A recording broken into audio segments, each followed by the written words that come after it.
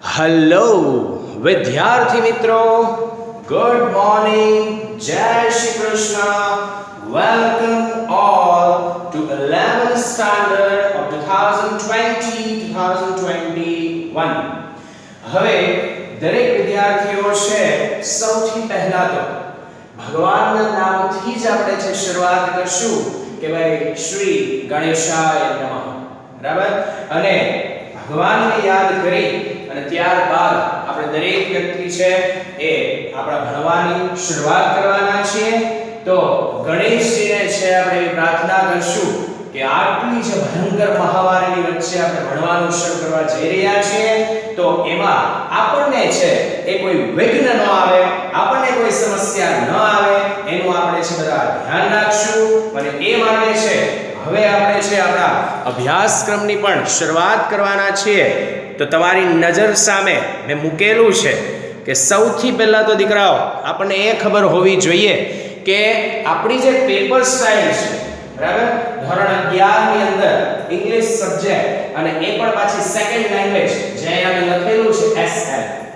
તો પહેલી વાત કે ઇંગ્લિશ ની અંદર જતા પહેલા ઘણા વિદ્યાર્થીઓ કદાચ છે એ મને ન ઓળખતા હોય, તો સૌથી પહેલા તો છે હું મારું જે ઇન્ટ્રોડક્શન છે તે આપી દઉં કે ભાઈ મારું નામ હાર્દિક ઠક્કર અને ઇંગ્લિશ સબ્જેક્ટ ભણાવવામાં છે ટોટલ 12 વર્ષનો અનુભવ.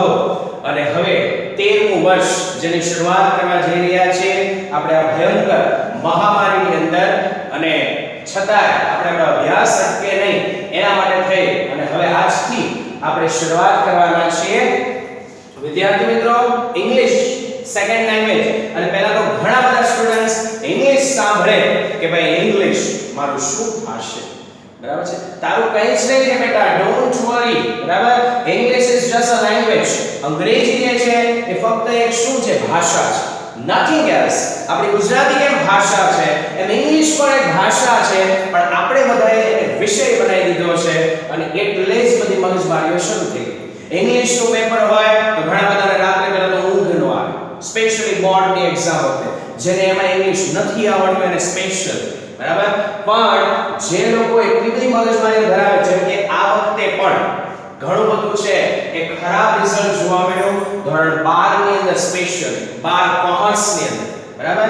એનું રીઝન છે કે આપણે નાના ધોરણો સુધી, એમાં સ્પેશિયલી 9મા ધોરણ સુધી છે એ અંગ્રેજી ગોખાવવામાં આવે છે, બરાબર. એને જે છે એ એમ નથી શીખવાડતા કે લખવાનું કેમ, અને એટલે જ બાળકો ઇંગ્લિશ જે છે એ નહીં આવડવું એ આ એક મોટું રીઝન કે તમને ઇંગ્લિશ શું કામ નથી આવડતું, તો કે તમે ઇંગ્લિશ ભાષા નથી ભણતા, તમે ઇંગ્લિશ છે તે વિષય ભણો છો. અને જ્યાં સુધી તમે આને ભાષા તરીકે ન લ્યો ત્યાં સુધી કંઈ જ કામનું છે નહીં. એટલે પહેલી વાર 11th સ્ટાન્ડર્ડ સુધી તમે પહોંચી ગયા છો, તો હવે ગોખણ પટ્ટી પહેલા તો બંધ કરવી પડશે અને અંગ્રેજીને ભાષા તરીકે લેવાની છે, એને એન્જોય કરવાની છે, બરાબર. બિંદાસ દરેકને આવડી શકે. શું કામ ન આવડે? શીખવું હોય તો, બરાબર છે. શીખવું હોય ને તો બધાને આવડશે, નહીં શીખવું હોય તો ગમે અંગ્રેજી બોલે લેશું તોય નહીં આવડે, બરાબર. ઘણા એમ કે અંગ્રેજી બોલે તો અમથું એમને કાંઈ ખબર ન પડે, એ શું બોલે ગાળી દે એ ખબર ન પડે. યસ, રાઈટ, આપણને ન ખબર પડે, બરાબર છે. હવે છે પોતાને બે ત્રણ વર્ડ કહું, બરાબર. જેમ કે માની લો કે ગર્લ્સ આપણે કેમ અહીંયા ગુજરાતમાં ઇન્ડિયામાં લડતી હોય તો એકબીજાને ગાળો દેતી હોય, શું કે કૂતરી, વાંદરી, બિલાડી, આવું બધું બોલે. હવે અંગ્રેજોની ગર્લ્સ છે કે લેડીઝ છે લડતી હશે તો એકબીજાને એમ કહેતી હોય યુ બીચ, બરાબર. તો આપણે એમ નહીં કહેતું you bitch, oh thank you. એને તેમ લાગે બીચ એટલે કેટલો સરસ શબ્દ છે, બીચ એટલે કૂતરી જ થાય, બરાબર છે. કારણ કે લેડીઝ તો બધે જ લડે છે, એવું કહે છે નહીં કે આપણે ઇન્ડિયામાં લડે છે, પણ બીચ કે તો આપણને શું લાગે, બીચ, હા ઓ દરિયા કિનારો હોય ને બીચ કહેવાય. ખબર નહીં હોય ને કે BITCH બીચ પણ આવે, બરાબર છે. એનો મતલબ કૂતરી થાય તો તમને તેને કૂતરી કહી દીધું, પણ તોય તમે શું કહેતા હો પાછા thank you, why thank you, તમે એને કૂતરી કહી દીધું, બરાબર છે. એટલે એ નહીં ખબર પડે જ્યાં સુધી આપણી પાસે છે નોલેજ નહીં હોય, અને એ નોલેજ ત્યાં સુધી નહીં આવે જ્યાં સુધી અંગ્રેજીને તમે માથાનો દુખાવો ગણશો, જ્યાં સુધી અંગ્રેજીને છે તમે વિષય ગણશો. એને ગણવાનું શું છે તમારે, લેંગ્વેજ, બરાબર છે. ભારત દેશમાં આપણે જન્મ્યા છીએ અને ભારત દેશમાં અત્યારે અંગ્રેજી વગર સારા એક પણ કોર્સમાં અભ્યાસ થતો નથી, બરાબર. પછી તમારા કોમર્સના સારામાં સારા અભ્યાસક્રમની વાત કરીએ CA ચાર્ટર્ડ એકાઉન્ટન્ટ, બરાબર છે, તો એ પણ ઇંગ્લિશમાં જ આખો આવે. માની લો કે સાયન્સ વાળાને ડોક્ટર બનવું છે, MBBS બનવું છે, તો MBBS નો અભ્યાસક્રમ પણ શેમાં આવે? ઇંગ્લિશમાં જ આવે. તો ઇંગ્લિશ જે છે આપણા ભારતીયો માટે છે અત્યારે કહેવાય કે અભિન્ન અંગ બની ગયું છે. જેને ભણવું છે એના માટે મોબાઈલ યુઝ કરવો છે, ઇંગ્લિશ જોઈએ, કમ્પ્યુટર યુઝ કરવું છે, ઇંગ્લિશ જોઈએ, ગવર્નમેન્ટના ફોર્મ્સ આવે છે, ઇંગ્લિશમાં આવે છે. એટલે એ આપણું થોડું કમનસીબ છે કે અહીંયા બધું અંગ્રેજી છે ને આમ ઠોકાડી દીધું. તમારે શીખવું હોય તોય શીખો, ન શીખવું હોય તોય શીખો, બરાબર છે. પણ એ હવે આપણે એમાં કંઈ કરી શકીએ એમ નથી, બરાબર. કારણ કે આપણે રશિયામાં કે ચાઇનામાં નથી રહેતા કે ભાઈ ચાઇનીઝ લોકો છે એ ચાઇનીઝ જ વાપરે છે, રશિયાના લોકો છે રૂસ જ વાપરે છે, બરાબર. આપણું એટલું કમનસીબ છે કે ઇંગ્લિશ બેસાડી દીધું છે, હવે બેસાડી દીધું છે, સ્વીકારવું પડશે. નહીં તમારું ચાલે કે નહીં મારું ચાલે, બરાબર. એટલે વિદ્યાર્થી મિત્રો ઇંગ્લિશને હવેથી ભાષા ગણીને છે બેટા તમારે ચાલવાનું છે. જો ભાષા ગણશો તો તમને ભણવાની મજા આવશે, જો હજી ગોખણપટ્ટી કરશો તો મજા આવશે નહીં, બરાબર. અને અંગ્રેજીમાં એક જ શબ્દના ઘણા બધા અર્થ થતા હોય છે અને એમાં પણ ઘણા બધા લોકો છે એને પ્રોબ્લેમ થઈ જતી હોય છે. ઘણા બધા લોકો જે છે એને એવી પણ સમસ્યાઓ આવે છે કે વર્ડના મીનિંગ ખબર પડતા નથી અને કંઈક એ વિચિત્ર છે એને સમજી પડે છે, બરાબર. હવે જે હું તમને એક છે પેપર સ્ટાઇલની શરૂઆત કરું એની પહેલા વર્ડનું જે વસ્તુ કહી દો, એક ઇન્સિડન્ટ કહી દો જે મેં સાંભળેલો. એક સરદારજી છે ને બેટા એ એક રેસ્ટોરન્ટમાં જાય છે, બરાબર. એક રેસ્ટોરન્ટમાં તો ત્યાં આખું રેસ્ટોરન્ટ પેક છે, સંપૂર્ણ આખું રેસ્ટોરન્ટ પેક. એક જ સીટ ખાલી હતી, જે પેલું કપલ ટેબલ આવે ને એ એક જે ખાલી જગ્યા ખાલી હતી, સરદારજી ત્યાં બેસી ગયા, બરાબર. ભૂખ લાગી હતી જોરદાર, જઈને બેસી ગયા. હવે થયું એવું કે એક લેડીઝ ત્યાં અંદર એન્ટર થઈ અને એને ઉતાવળ હતી, જમીન ફટાફટ છે ને કે મીટિંગમાં જવું હતું. તો એણે સરદારજી પાસે જોયું કે એક જ સીટ ખાલી છે, બાકી ક્યાંય ખાલી નહોતું. તો સરદારજી પાસે જઈને એણે પૂછ્યું કે Sardarji, if you don't mind, can I sit here? હા બોલજો. એણે એમ કીધું if you don't mind, can I sit here? તો સરદારજી કે no. તો લેડીઝ કે why? કેમ કે? તો સરદારજી કે because I have mind. હવે આમાં થયું શું ખબર તમને? ખબર પડી? સમજાણો કઈ? માઇન્ડ એટલે મગજ પણ થાય અને માઇન્ડ એટલે વાંધો હોવો પણ થાય. વાંધો નહીં, વાંધો, બરાબર. તો લેડીઝ એમ પૂછતી હતી સરદારજીને કે તમને કઈ વાંધો ન હોય તો હું અહીંયા બેસું? તો સરદાર શું સમજો કે તમને છે મગજ ન હોય તો અહીંયા બેસું? તો સરદાર કે ના ના મારે મગજ છે. એટલે બેટા ઇંગ્લિશમાં આવું પણ થશે. વર્ડ્સના મીનિંગ ખબર નહીં હોય તો તમે ઘણી બધી વખત અટવાઈ પણ જશો. ગધેડાને ડોંકી કહેવાય એ ખબર હોય, ગધેડાને એસ પણ કહેવાય, બરાબર છે. તમને કોઈ એમ કે you are looking like S, તો ઘણાને વાહ મને કેટલું મસ્ત કીધું હે, પણ એ એસ એટલે તમને ગધેડો કહે છે. જસ્ટ ઇમેજિન તમને ગધેડો કઈ ચાલે છે તોય ખબર નથી. એટલે શબ્દ ભંડોળ છે એ વધારવું પડશે જો આજકાલના યુગ સાથે છે આપણે ચાલવું હોય તો. હવે બેટા છે એ આપણે જઈએ આપણી 11th સ્ટાન્ડર્ડની પેપર સ્ટાઇલની અંદર કે ભાઈ તમારી પેપરમાં ફર્સ્ટ એક્ઝામ અને સેકન્ડ એક્ઝામ જે આવે, બરાબર છે, એ 50-50 માર્ક્સની આવશે અને લાસ્ટ એક્ઝામ છે 80 માર્ક્સ 80 માર્ક્સનું એ તમારું પેપર આવતું હોય છે. તો એ આવે છે કઈ એમાં પૂછાય છે શું? તો હવે આપણે એની પહેલા શરૂઆત કરીએ બેટા. તો ફર્સ્ટ એક્ઝામ અથવા સેકન્ડ એક્ઝામ બંનેની પેપર સ્ટાઇલ કોમન છે, માઇનર ફરક છે એ હું તમને કહીશ. સેક્શન A, સેક્શન A માં ટ્રુ ઓર ફોલ્સ જે કેટલા માર્ક્સના પૂછાશે 2 અને ટ્રુ ઓર ફોલ્સ શેમાંથી પૂછાશે? યુનિટમાંથી. તમે જે પાઠ ભણશો એમાંથી પૂછાશે. સિમિલર વર્ડ સમાનાર્થી શબ્દો કેટલા માર્ક્સના પૂછાશે? 2 અને સિમિલર વર્ડ જે છે એ પણ ક્યાંથી પૂછાશે? તો કે એ જે છે સપ્લિમેન્ટરી રીડિંગ તમારે એક ચોપડી અલગથી આવે છે, બરાબર છે, જે ચોપડી સપ્લિમેન્ટરી રીડિંગ ની કહેવામાં આવે, ફ્લેમિંગો, અને એમાંથી તમને સિમિલર વર્ડ છે પૂછવામાં આવે છે. એ ચોપડી આપણે કોઈ લેવાની જરૂર પડતી નથી. એની એક્સરસાઇઝ જે છે એ આપણે ગ્રામરમાંથી જ કરતા હોઈએ છીએ. Next identify function 2 marks.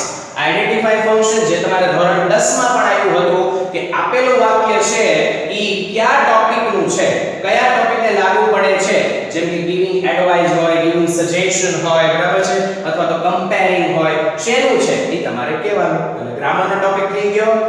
Response to sentence 2 માર્ક્સનું. ફરી પાછું ઉપર જે ફંક્શન આપણે ભણશું એના આધારે જ આ વસ્તુ આવશે. Response to sentence. એના પછી છે બેટા WH ક્વેશ્ચન્સ. WH ક્વેશ્ચન્સ કેટલા માર્ક્સના આવશે? 2 માર્ક્સના. જેમાં શું કરવાનું તો કે કોઈ આખું વાક્ય આપ્યું હશે, કોઈ શબ્દની નીચે અંડરલાઈન કરેલી હશે, એ અંડરલાઈન કરેલો જે શબ્દ છે એને કાઢવા નીચે 4 ઓપ્શન હશે. એમાંથી કયા WH સવાલ બને એ સવાલને તમારે ફક્ત શું કરવાનું છે? સિલેક્ટ કરવાનું છે. Next section B, answer the questions. બરાબર? તમારા બહુ ફેવરિટ વસ્તુ પેરેગ્રાફ પરથી સવાલ છે. કેમ ફેવરિટ ખબર? આવડે ન આવડે લખી દો કે ઘણા દાખલા તો પેરેગ્રાફ પર નાખે. સર આમાં કે જવાબ છે તો ગોત લેજો. બરાબર છે? પણ હું તો છે ને જ્યારે વિદ્યાર્થીઓ કાંઈ ન લખતા હોય ને ત્યારે એવું પણ સજેશન કરું કે બેટા તું કાંઈક તો લખ. કોરું મૂકો તો 0 આવે. કંઈક લખ્યું હોય તો ભલે પૂરા ન આવે, અડધા લખશે. એટલે કોરું પેપર મૂકવાથી કોઈ ફાયદો થતો નથી. પણ એનો મતલબ એવો નથી કે મેં હિન્દી મૂવીની સ્ટોરી લખી કે ગીત લખી કે કાર્ટૂનની સ્ટોરી લખી.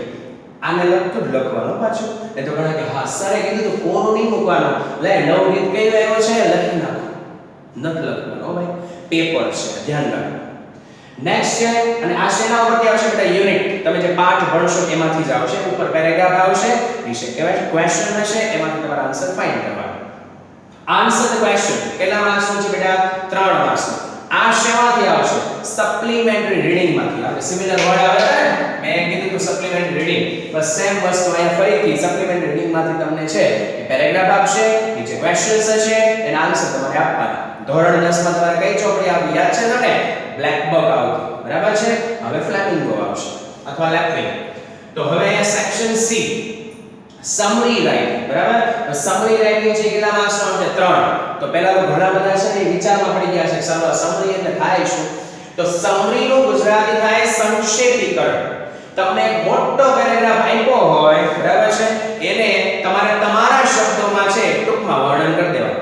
એને સમરી રાઇટિંગ કહેવાય. ગુજરાતીમાં તમારું સંક્ષેપીકરણ. અને પ્લસ પાછું ટાઇટલ આપવાનું. બરાબર? એમાં ટાઇટલનો 1 માર્ક્સ હોય અને સમરી બનાવો એના 2 હોય. એવી રીતે ટોટલ કેટલા માર્ક્સ આવશે? 3. અને શેમાંથી પૂછાય? સપ્લિમેન્ટરી રીડિંગ માંથી. બરાબર? એટલે સમરી રાઇટિંગ છે ને બેટા એ કોઈ ગ્રામર નથી, રાઇટિંગ સેક્શન છે અને ગુજરાતના 95% સ્ટુડન્ટ્સને નથી ખબર પડતી કે શું કરવું. શું કામ ન પડે ખબર છે? કારણ કે એ જે પેરેગ્રાફ આપ્યો હોય કે ને એનો મીનિંગ સમજાય તો એને ટૂંકમાં બનાવે. બરાબર? આપણે હોય બધા ગોખણિયા મોટા ભાગના. બરાબર છે? તો એ કેમ એને સમજે? અને આ વસ્તુમાં 95% સ્ટુડન્ટ્સ છે ગુજરાતના કે જેને કંઈ ખબર નથી પડતી. એ શું કરે? તમે જે વિચારો છો એ જ એક લીટી લખે, 2 કાપ નાખે, પાછી લખે, પાછી કાપ નાખે, ઉદાહરણ કાપ નાખે. એને એમ થાય કે સમજ બનાવી નાખી. યસ, પણ નો આવડે ત્યારે એવું પણ કરવું, કારણ કે એના માર્ક્સ મળે. પણ કોરું મૂક્યું હોય એના માર્ક્સ મળશે નહીં. બરાબર છે? ધ્યાન આપજો. આગળ ન્યૂઝપેપર ક્વેશ્ચન. તમને એક ન્યૂઝપેપર ક્લિપિંગ આપશે, એક લેખ આપશે ન્યૂઝપેપરનો, એમાંથી ક્વેશ્ચન્સ પૂછશે. કેટલા માર્ક્સ છે એના? 3 માર્ક્સ છે. Poem questions. આપણે યુનિટમાં પોએમ્સ પણ આવશે ભેગી, તો એ પોએમ ઉપરથી પણ ક્વેશ્ચન્સ પૂછાય. કેટલા માર્ક્સના પૂછાશે? 2. ટ્રાન્સફોર્મેશન એનો મતલબ થાય ડુ એઝ ડાયરેક્ટેડ, એટલે કે સૂચના પ્રમાણે પેરેગ્રાફ બદલો. એના કેટલા માર્ક્સ છે બેટા તમારા માટે? 2. અને આની અંદર એક્ટિવ પેસિવ પણ પૂછાઈ શકે. Change the tense, singular, plural, આવું કાઈ પણ જે તમારા ટૂંકમાં 10મા ધોરણમાં આવતું હતું એવું સેમ ટુ સેમ. બરાબર? હવે આગળ છે મારે પાછું લખવું પડશે, એટલે ત્યાં સુધી તમારે છે વેઇટ કરવો પડે. અને એટલા માટે છે એ આપણે ત્યાં સુધી જરા રેસ્ટ લઈએ.